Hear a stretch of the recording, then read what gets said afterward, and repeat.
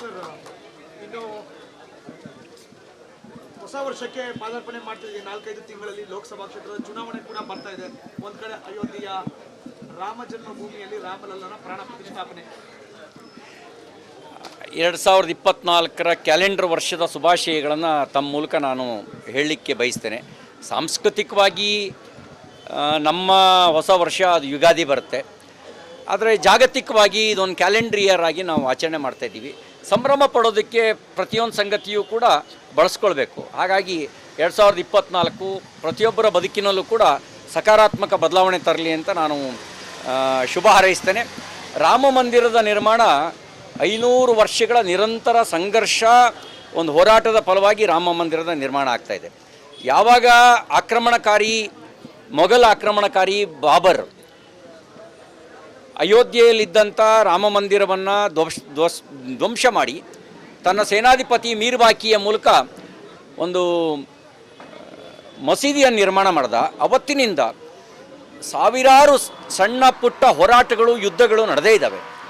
ಮತ್ತೆ ಪುನರ್ ನಿರ್ಮಾಣ ಮಾಡಬೇಕು ಅಂಥೇಳಿ ಭಾರತೀಯ ಜನತಾ ಪಾರ್ಟಿ ಆದರೂ ಕೂಡ ಕಳೆದ 4 ದಶಕಗಳಿಂದ ನಮ್ಮ ಪ್ರಣಾಳಿಕೆಯಲ್ಲಿ ಮಂದಿರ ವಹಿ ಬನಾಯಂಗೆ, ಮಂದಿರ ಅಲ್ಲೇ ಕಟ್ತೇವೆ ಅನ್ನುವಂಥ ಸಂಕಲ್ಪದೊಂದಿಗೆ ನಾವು ಆಗಿದ್ವಿ. ನಮ್ಮ ನಾಯಕರಾದಂಥ ಲಾಲ್ ಕೃಷ್ಣ ಅದ್ವಾನಿಯವರು ಸೋಮನಾಥದಿಂದ ಅಯೋಧ್ಯೆವರೆಗೆ ರಥಯಾತ್ರೆಯನ್ನೇ ಸಂಘಟಿಸಿ ಜನಮಾನಸದಲ್ಲಿ ಮತ್ತೆ ರಾಮನ ಮಂದಿರದ ನಿರ್ಮಾಣ ಆಗಬೇಕು ಅನ್ನುವಂಥ ಸಂಕಲ್ಪವನ್ನು ಗಟ್ಟಿಗೊಳಿಸಿದರು. ಬಹುಶಃ ನಾವೆಲ್ಲ ರಾಜಕೀಯ ಕ್ಷೇತ್ರದಲ್ಲಿ ಇವತ್ತಿದ್ದರೆ ಅದಕ್ಕೆ ಈ ಒಂದು ಹೋರಾಟವೂ ಕೂಡ ಒಂದು ಕಾರಣ. ನನಗೊಂದು ಸಂತೋಷ ಸಂಗತಿ, 90ರ ಕರಸೇವೆ ಮತ್ತು 92ರ ಕರಸೇವೆಯಲ್ಲಿ ಪಾಲ್ಗೊಳ್ಳುವಂಥ ಸೌಭಾಗ್ಯ ನನ್ನದಾಗಿತ್ತು ಅನ್ನೋದು ಒಂದು ಸಂತೋಷ ಸಂಗತಿ. ಅಂಥ ನಮ್ಮ ಕನಸು ಎಷ್ಟೋ ಜನ ರಾಮ ಮಂದಿರ ನಿರ್ಮಾಣಕ್ಕಾಗಿ ಪ್ರಾಣನೇ ಕೊಟ್ಟಿದ್ದಾರೆ, ತಮ್ಮ ಬದುಕನ್ನೇ ಕೊಟ್ಟಿದ್ದಾರೆ. ಅವರೆಲ್ಲರಿಗೂ ಇವತ್ತು ಸಂತೃಪ್ತಿ ಸಿಕ್ಕಿದೆ. ಮಂದಿರ ನಿರ್ಮಾಣ ಅಲ್ಲಿ ಆಗ್ತಿರ್ತಕ್ಕಂಥದ್ದು ಕೇವಲ ರಾಮನ ಮಂದಿರ ಮಾತ್ರ ಅಲ್ಲ, ರಾಮ ರಾಜ್ಯದ ನಿರ್ಮಾಣದ ಅಡಿಪಾಯ ಅಂತ ನಾನು ಭಾವಿಸ್ತೇನೆ. ಇದರಿಂದ ಸಾಂಸ್ಕೃತಿಕ ಪುನರುತ್ಥಾನ, ಭಾರತ ಆತ್ಮನಿರ್ಭರ ಆಗೋದಕ್ಕೆ, ಭಾರತ ವಿಶ್ವಗುರು ಆಗೋದಕ್ಕೆ ಈ ರಾಮ ಮಂದಿರವೂ ಕೂಡ ನಮಗೆ ಪ್ರೇರಣೆ ಕೊಡುತ್ತೆ ಅಂತ ನಾನು ಅಂದ್ಕೊಂಡಿದ್ದೇನೆ. ಇದಕ್ಕೆ ಕಾರಣೀಭೂತರಾಗಿರ್ತಕ್ಕಂಥ ಪ್ರತಿಯೊಬ್ಬರಿಗೂ ನಾನು ವಿಶೇಷವಾಗಿರೋ ಧನ್ಯವಾದಗಳನ್ನು ಸಲ್ಲಿಸ್ತೇನೆ. ಸರ್, ನಿನ್ನೆ ಡೈರೆಕ್ಟಾಗಿ ಅರ್ಜಿದಾರರೇ ಪ್ರಧಾನಿಗಳು ಹೋದಾಗ ಪುಷ್ಪವೃಷ್ಟಿಯನ್ನು ಮಾಡಿ ಸ್ವಾಗತವನ್ನು ಮಾಡಿದ್ದಾರೆ. ಒಂದು ಒಳ್ಳೆಯ ಬೆಳವಣಿಗೆ.